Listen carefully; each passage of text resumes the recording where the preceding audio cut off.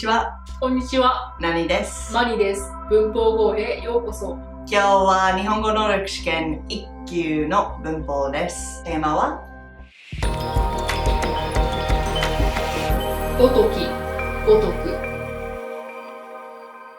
今まで何かが何かと似てるとき、このようにのようなをよく使ったけど、1級レベルに進むと突然ごとき、ごとくが出てくる。まずはごときとごとくの違いは、ごときとごとくの違いは意味は全く一緒なんだけど、ごときの後には名詞とか何かが来る。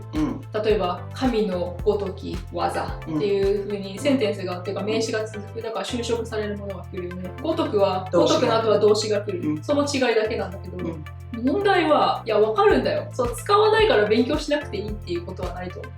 確かにごときとごとくってことは存在するから、けどまず一歩気をつけた方がいいのは喋ってる時に絶対使わない、100% って言えると思う。絶対に喋る時に使わない、で本で出てくる時だけにしか出てこない言葉なんだけど、とかアニメのタイトル多分あると思う。颯のごとくだったかな、有名なアニメがある、だからなんかタイトルとか論文とか小説の中には出てくるんだけど、出てくるとしても結構古臭い、古い言葉、だから本当に使わない。だから何々のようなでいいじゃんってなっちゃうんだよね。じゃあ多分日本語能力試験に出てくる理由はのようなとのようにの同義語、なんかたまに日本語能力試験の質問になんか言葉の入れ替え質問があるから、何が一番近い意味の質問が多いから、多分何々のような何々の質問があって、で答えはごとき、ごとく。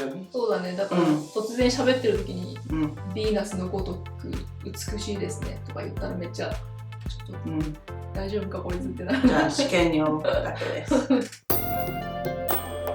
神のごとき技、女神のごとく美しい、はやぶさのごとく素早い。